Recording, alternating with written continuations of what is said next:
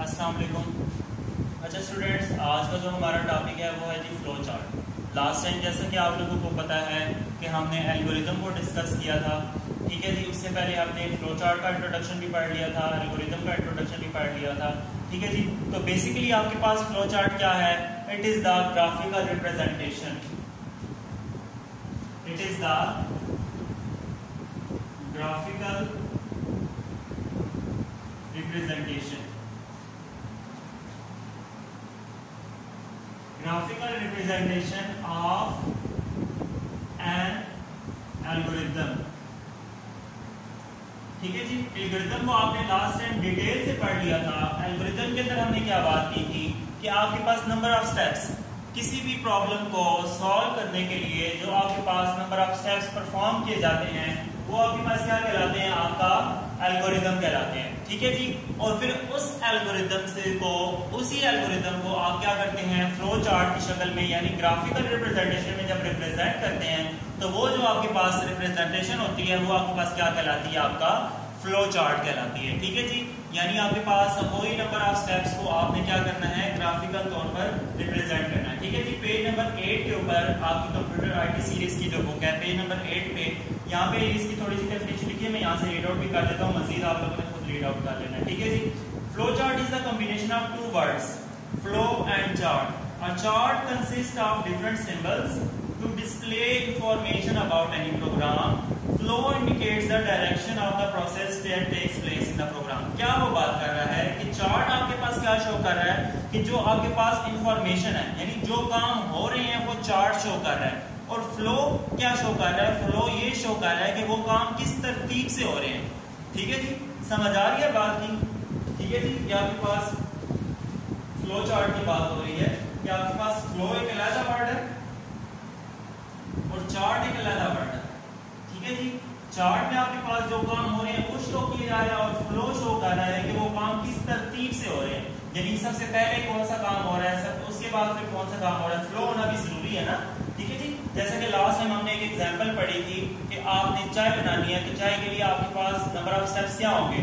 अगर आप पहले ही क्या नाम है मतलब अगर आगे पीछे कर दे काम तो वो आपके पास स्टेप्स टोटल तौर पर इस तरह परफॉर्म नहीं हो सकते, ठीक है। फॉर एग्जाम्पल जैसे कि आपने चूल्हा नहीं जलाया लेकिन आपने बर्तन के अंदर पानी और दूध वगैरह और पत्ती वगैरह डाल के रख दिया, यानी जो बाद वाले स्टेप्स थे वो पहले कर दिए, लेकिन जो काम आपने सबसे पहले करना था वो आपने किया ही नहीं है, ठीक है जी। तो वो आपका काम फिर अगर इस तरह उसमें तरतीब नहीं है तो वो काम नहीं हो सकता, यानी उसमें फ्लो होना जरूरी है, ठीक है जी। एक फ्लो जो आपके पास यानी जो तरतीब है वो उसके काम के अंदर पाई जाए तब आपके पास वो काम जो है वो ठीक से हो सकता है, ठीक है जी। तो फ्लो चार्ट आपके पास ये दो चीजें जो है ये बताते हैं हमारे पास।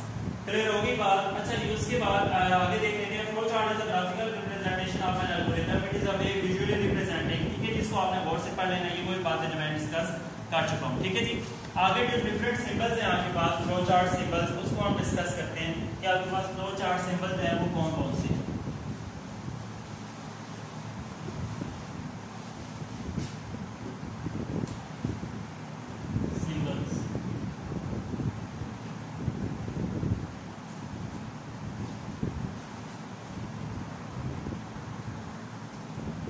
अच्छा जी, फ्लो चार्ट सिंबल्स की अगर हम बात करें तो सबसे पहले जो हमारे पास सिंबल आ रहा है, किसी भी फ्लो चार्ट को स्टार्ट करने के लिए कोई ना कोई खास सिंबल होना चाहिए।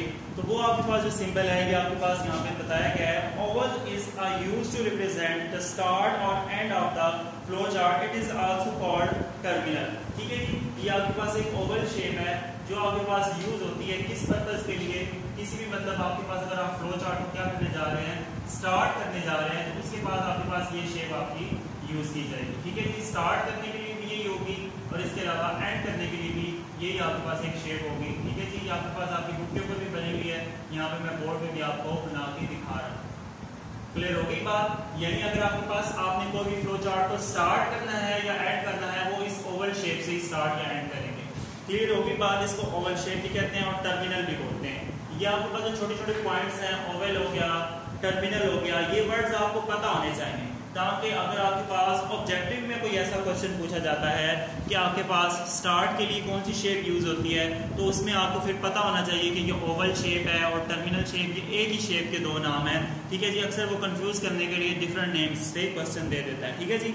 उसके अलावा फिर अगर हम इनपुट और आउटपुट की बात करें तो पैरेललोग्राम, ये आपके पास पैरेललोग्राम आपने मैथ के अंदर पढ़ी होगी।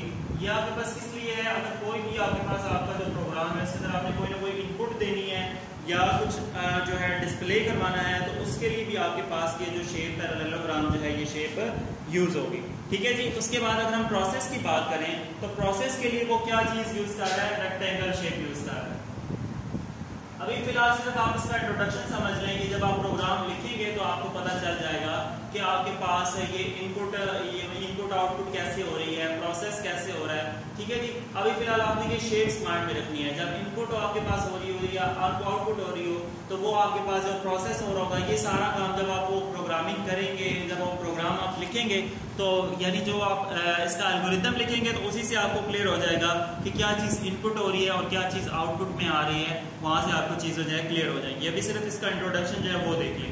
जैसे कि फॉर एग्जाम्पल अगर हम प्रोसेस की बात करें, लास्ट टाइम हमने एल्गोरिथम जो एक लिखा था उसके अंदर आपके पास सम अगर हम कैलकुलेट कर रहे थे तो सम आपके पास क्या हो रहा है, ये एक प्रोसेस हो रहा है, sum is equal to a plus b।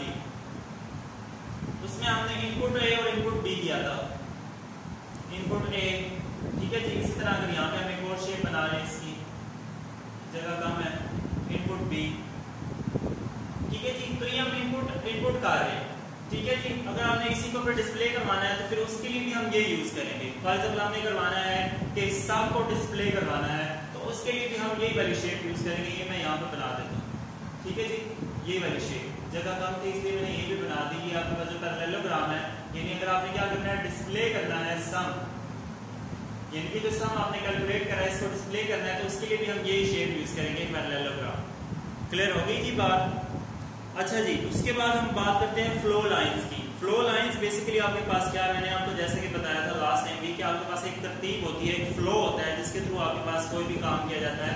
जैसे कि आपके पास एक तरतीब है, सबसे पहले स्टार्ट हुआ, उसके बाद आपने इनपुट किया, आउटपुट, दोनों चीजें इनपुट की, उसके बाद फिर आपने प्रोसेस किया और फिर प्रोसेस के बाद आप क्या करेंगे, डिस्प्ले करेंगे। ठीक है जी। क्योंकि एक फ्लो चल रहा है तो उस फ्लो को बताने के लिए आपने क्या करना है, फर्स्ट अगर मैं यहीं पे एक फ्लो बनाऊं कि सबसे पहले मैंने स्टार्ट किया, ये मेरा एक फ्लो बन रहा है, ये एरो के निशान से ये स्टार्ट किया। ठीक है जी। इनपुट किया, इनपुट बी किया, फिर इन दोनों कामों के बाद मैंने क्या करना है, इन दोनों कामों के बाद मैंने ये वाला काम करना है सम, और सम करने के बाद फिर मैंने ये वाला काम करना है, ये जो ऊपर जा रहा है। ठीक है। थोड़ा गंदा हो गया कि जब हम इसको टोटल फ्लो चार्ट को बनाएंगे तो आप इसको ज्यादा अच्छे से अंडरस्टैंड कर सकते हैं। ठीक है जी। बेसिकली बताने का मकसद ये है कि ये जो आपके पास एरो के निशान होते हैं, ये आपके पास फ्लो लाइंस है जो आपके पास पूरे प्रोसेस को डिफाइन करती है। क्लियर हो गई बात। उसके बाद हम अगली जो है बात करने जा रहे हैं वो है कि डिसीजंस। डिसीजन बेसिकली आपके पास क्या है, अगर आपने क्या करना है, कोई भी आपके पास डिसीजन आपने लेना है कि फॉर एग्जांपल आपके पास ये काम होना चाहिए या नहीं होना चाहिए। ठीक है जी। तो वो आपके पास ये काम जो होगा आप किसके थ्रू करेंगे, एक डायमंड शेप जो होती है उसके थ्रू आप ये वाला काम करेंगे। ठीक है जी। ये जब आगे जाके आप लोग मजीद इसको रीड आउट करेंगे तो आपको समझ आएगा कि वहाँ पे डिफरेंट आपके पास कंडीशंस आ जाती हैं कि अगर फॉर एग्जांपल आपके पास मैं आपको एक एग्जांपल देता हूँ, गौर से सुनना है आप लोगों ने।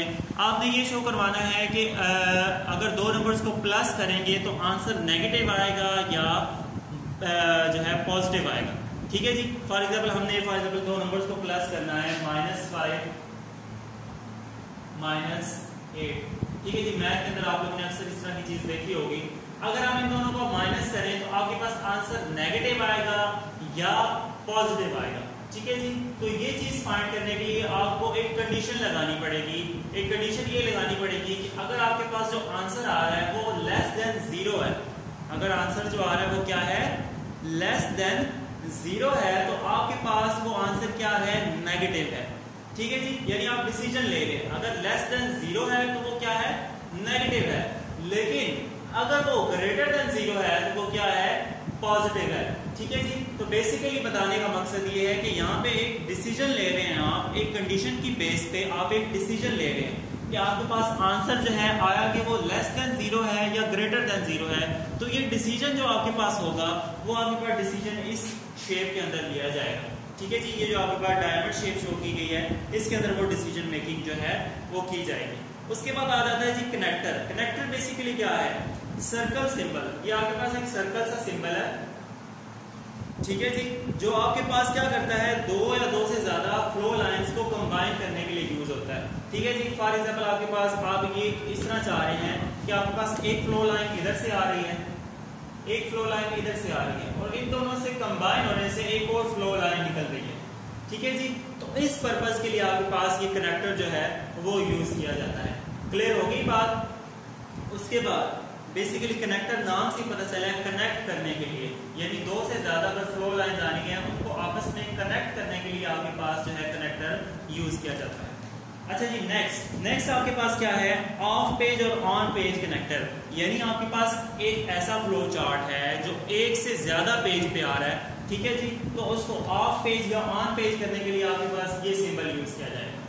ठीक है जी, एक तरह का सिंबल है। यानी अगर आपने उसको एक पेज मतलब ये मेरा एक पेज है, ठीक है जी, यहाँ पे मैंने वो एक फ्लो चार्ट मैंने बनाई है, ठीक है जी, लेकिन वो अभी मेरी फ्लो चार्ट एक पेज पे पूरी नहीं हुई, ठीक है जी, आप उसको अगले पेज के ऊपर लाना चाहते हैं, तो आप इसके थ्रू फॉर एग्जाम्पल आप यहाँ पे इस तरह ले आते कनेक्टर, और यहाँ से फिर आप उसको अगले पेज पे लेके जा सकते हैं। ठीक है जी, बेसिकली बताने का मकसद ये है कि अगर एक से ज्यादा पेजेस पे फ्लो चार्ट बनानी हो तो उसको किस तरह आपके पास आपस में कनेक्ट किया जाता है, वो ऑफ पेज या ऑन पेज, ये जो कनेक्टर की शेप दिखाई गई है इसके थ्रू कनेक्ट किया जाएगा। ठीक है जी। तो हमारे पास जो फंक्शन जो सिंबल्स हैं वो रह गए थे हमारे पास। एक था प्री डिफाइंड प्रोसेस और 9 हमारे पास है रिमार्क्स। प्री डिफाइंड प्रोसेस का क्या मतलब है, प्री डिफाइंड नाम से पता चल रहा है कुछ ऐसा प्रोसेस जो ऑलरेडी डिफाइन कर दिया गया है। ठीक है जी, अगर उसको आप अपनी फ्लो चार्ट के अंदर यूज करना चाहते हैं तो वो किस तरीके से यूज करेंगे, ये आपके पास एक सिंबल जो है वो आपकी बुक में भी दिखाया गया है। ये एक सिंबल है, इसके थ्रू आपके पास अगर कोई प्री डिफाइंड प्रोसेस आप इसके अंदर यूज करना चाहते हैं तो कर सकते हैं। ठीक है, वो कोई फंक्शन हो सकता है, कोई सब रूटीन हो सकती है। ठीक है जी, जैसे कि फॉर एग्जांपल अगर मैं आपको इसकी एक एग्जांपल दूं तो वो कुछ इस तरह से है कि अगर कोई क्वेश्चन है और उस क्वेश्चन के अंदर आप कोई फार्मूला यूज कर रहे हैं, ठीक है जी, वो मतलब ऑलरेडी डिफाइंड है, जैसे कि पाइथागोरस थ्योरम है, या उसको आप उसके अंदर यूज करना चाह रहे हैं, या इस तरह का कोई और फंक्शन है, ठीक है जी, जिसको आप उसके अंदर यूज कर रहे हैं। ये जब आप प्रोग्रामिंग करेंगे तो वहां से आपके ज्यादा क्लियर होगी कॉन्सेप्ट कि आपके पास अगर वो एक नई चीज को जो पहले से डिफाइन की गई है उसको आप अगर इसके अंदर यूज कर रहे हैं प्रोसेस के अंदर अपने प्रोग्राम के अंदर, तो उसको इस शेप के अंदर, ये जो आपके पास शेप आपके बोर्ड पे दिखाई गई है, इसके अंदर शो किया जाएगा। उसके बाद आ जाते हैं हम रिमार्क्स के ऊपर। रिमार्क्स बेसिकली क्या है आपके पास, यानी कोई भी अगर आपके पास प्रोसेस आप काम कर रहे हैं तो उसके अंदर आप कोई कमेंट्स देना चाहते हैं। ठीक है जी, रिमार्क्स का भी बेसिकली ये मतलब है, अगर कमेंट्स देना चाहते हैं, फॉर एग्जांपल आपके पास यहाँ पे मैं जो इनपुट कर रहा हूँ, इनपुट के लिए कौन सी पैरेललोग्राम है ना, ये इनपुट ए मैंने किया है। ठीक है जी, तो मैं इसके साथ रिमार्क्स दे देता हूँ कि यहाँ पे क्या हो रहा है, आई गेट अ वैल्यू, कि मैं एक वैल्यू गेट कर रहा हूँ। ठीक है जी, तो ये मैं रिमार्क्स दे रहा हूँ, कमेंट्स पास कर रहा हूँ साथ। इसी तरह आप अपने हर जो सिंबल होगा उसके साथ अपने रिमार्क्स जो है वो अगर देना चाहते हैं तो आप दे सकते हैं, ताकि अगर एक अननोन बंदा आके देख लेता है तो उसको भी इस चीज़ की समझ आ जाए कि ये जो फ्लो चार्ट बनी हुई है, जिसको फ्लो चार्ट के बारे में मतलब नहीं पता कि फ्लो चार्ट क्या होती है, ठीक है जी, तो वो इन रिमार्क्स को देख के उसको अंडरस्टैंड कर ले, उसको समझ जाए कि आपके पास यहाँ पे ये काम हो रहा है, यहाँ पे ये काम हो रहा है, और मजीद आगे उसको जो है मतलब कोई मुश्किल दरपेश ना हो उसको अंडरस्टैंड करने में और मजीद उसको यूज में लाने के लिए। ठीक है जी, तो ये आपके पास जो है मेन सिंबल्स है जो आपके पास एक फ्लो चार्ट के अंदर यूज होते हैं। इसको आपने अच्छी तरह सुन लेना है और आपकी बुक से इसकी रीडिंग भी कर लेनी है। इसके हवाले से कोई भी क्वेश्चन हो तो आप मुझसे पूछ सकते हैं। ठीक है जी, इसके अलावा सेकेंड चीज़ ये है कि आपके पास इसके हवाले से जो आपके पास ये ऑब्जेक्टिव बन रही हैं आप लोगों ने, मैंने जैसे कि कुछ बताया आपको शेप्स के नेम्स जो है वो पूछे जा सकते हैं ऑब्जेक्टिव के तौर पे। ठीक है जी, इसके अलावा और मतलब सिंबल्स के बारे में पूछा जा सकता है कि कौन सा सिंबल यूज होता है, तो ये आपको अच्छे तरीके से मेमोराइज होने चाहिए, इसको आपने तवज्जो से सुनना है और समझना है। ठीक है जी, और अगर कोई भी कंफ्यूजन हो तो आप मुझसे पूछ सकते हैं। ठीक है जी, ओके, अल्लाह हाफ़िज़।